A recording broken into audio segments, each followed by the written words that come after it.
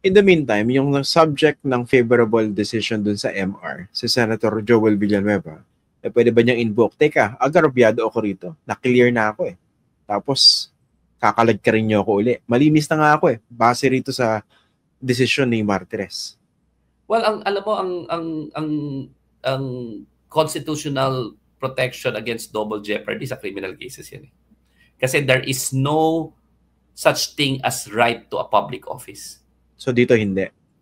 Sa akin palagay ha. Siyempre, of course, I'm certain as a lawyer na hindi applicable yung supposedly double jeopardy. Number one. Number two, ang big difference dito is grave abuse of discretion eh. It's as if there was no decision or judgment to speak of, no? So completely annulled yan, no? And number three, di ba nga, sa batas nga, kung hindi pinapublish yung batas, hindi binding sa publiko kahit na kanino, di ba? Tanyada versus Tovera. Sa akin lang dito, kung hindi pinublish yan at hindi binigyan ng remedy yung publiko in what is supposed to be a public interest case, dapat lang sa akin, void rin yung decision na yan.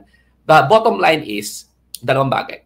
Una, this incident exposes how weak our justice system is when it comes to making sure na accountable sila. So dapat may institutional reform dyan. Dapat henceforth, all ombudsman cases must be published. No? Yun yung unang-unang bagay. No? And pangalawa, very important rin siguro na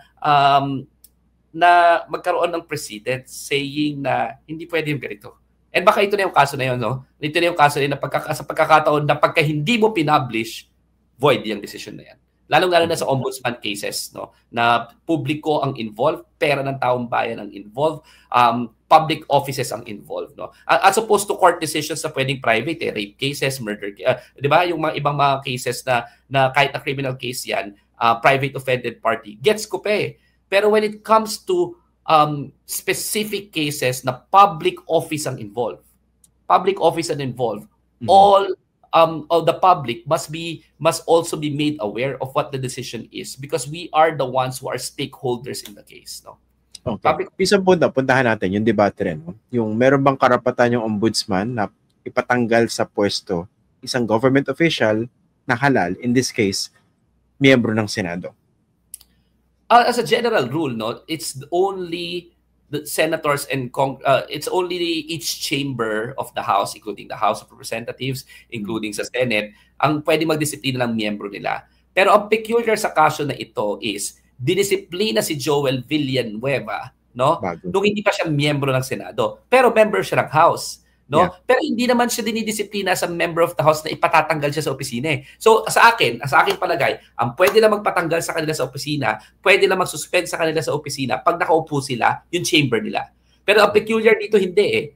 Pinatawan siya ng perpetual absolute disqualification noong member na siya ng House. No? In other words, kung perpetual absolute disqualification yan, hindi talaga siya dapat mag-assume kasi ang ill nga na pine-prevent ng law, kaya may kapangyarihan yung ombudsman as a tanod payan of the people to impose perpetual absolute disqualification as an administrative penalty is to protect public office from these types of people who have been proven through due process to be committing pernicious acts against the interest of the people, di ba? So sa akin, no, pag perpetual absolute disqualification ang pinataw, hindi ka naman pinatanggal as a member of the Senate eh. It's just that you were disqualified right from the very start from assuming, di ba? From assuming office or from continuing in your position. So sa akin, dapat pwede yan. Kasi kapag rin ng ombudsman, tandaan natin na the ombudsman is also constitutional office. And ang specialty talaga niyan, supposedly, is to protect the people from erring public officers. Naiintindihan ko, no, na pwedeng abusuhin yan. Okay. Kasi sabihin pwedeng abusuhin yan eh. Pero it's not as if A, public office is a matter of right. But B, it's not as if these public officials have no other resort. Pwede naman sila magpunta ng korte.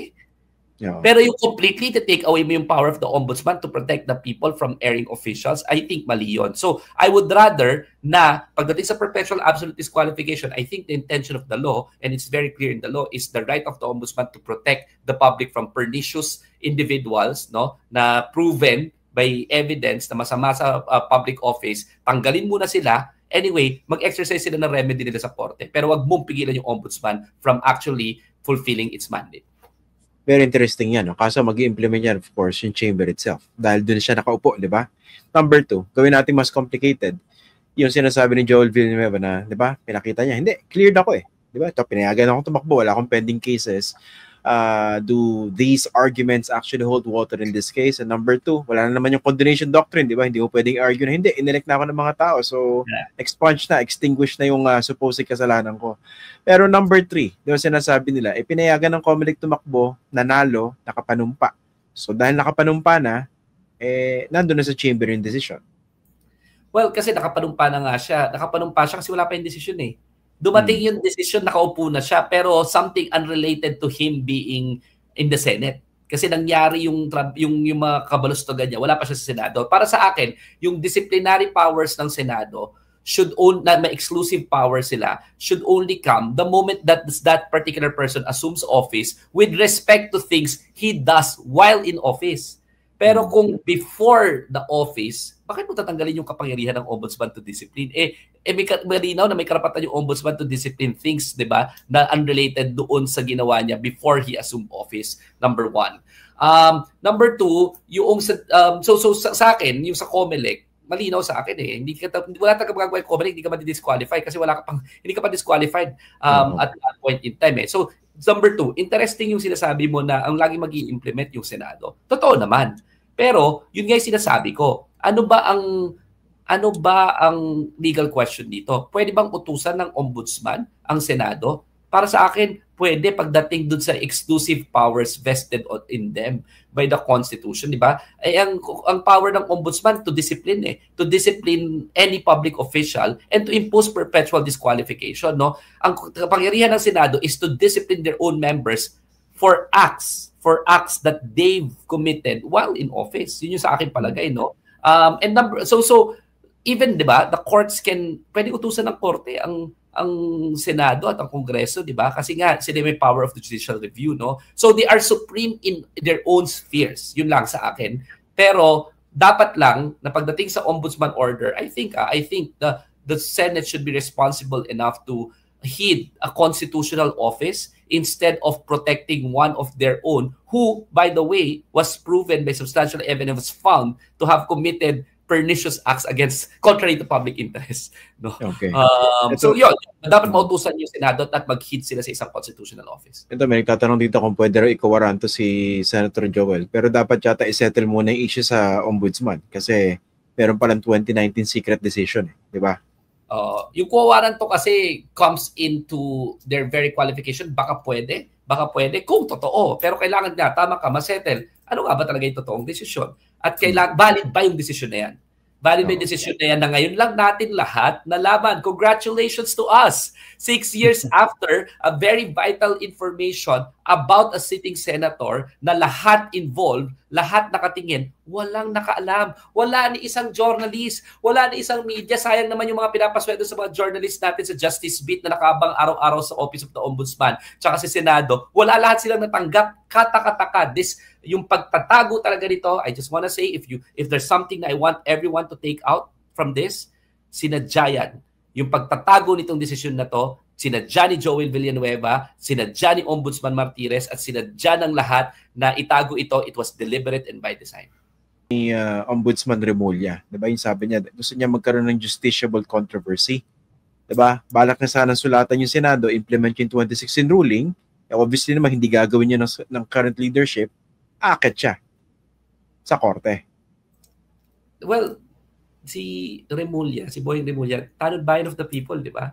He has every right to actually iakyat yung mga desisyon na to. Kaso nga congrats to all of us, hindi nga niya alam sarili niya. Kakahiya, di ba?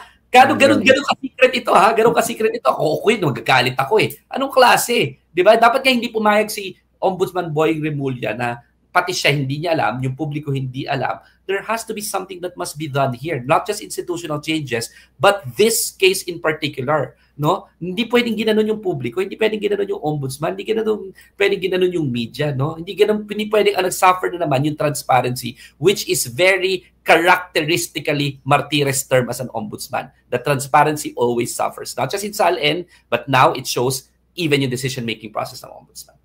I was looking at this case because I was drafting, di ba? Drafting a legal remedy for the public. And on the process of drafting kami ng team ko. Kasi sabi ko, parang ang sama na nangyari doon. At bago si Boying Remulla, no? At bago yung Senate, di ba? Baka naman bigyan natin ng chance that our institutions will work once and for all, because there was a time na hindi nag-work. Hindi hinid yung constitutional office ng Senate, which I think was a grave mistake, even if it was a unanimous decision. Sana, sabi ko, sana makapag-set na tayo ng bagong president.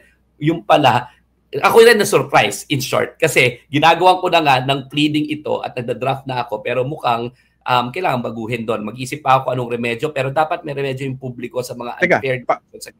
Pakwento nung original intention mo, diba, yung remedy. Diba? To compel the Senate to implement this dismissal? Yes, through a petition for mandamus, because I think that there is really argument that the Senate should be heeding a constitutional office because it's within the power of the ombudsman to impose a perpetual disqualification. It's supposed to be an interesting novel case. And I was supposed to send the letter this week, Friday, demanding the Senate President and the Senate as a chamber to implement this decision so that pag nireject nila, there's an actual controversy, again, which can allow the public to escalate it to the Supreme Court, no? Sayang, pero I think may bago pang remedyo dito. Hindi ako naniniwala na walang remedyo sa batas para doon sa naagrabyadong publiko, doon sa deliberate secret decision na ito, which was created by design, not only by the Ombudsman but by Joel M. Villanueva himself. Kung masama yung loob ninyo dahil ngayon lang ninyo nalaman, paano pa kaya si Ombudsman Boying Remulla?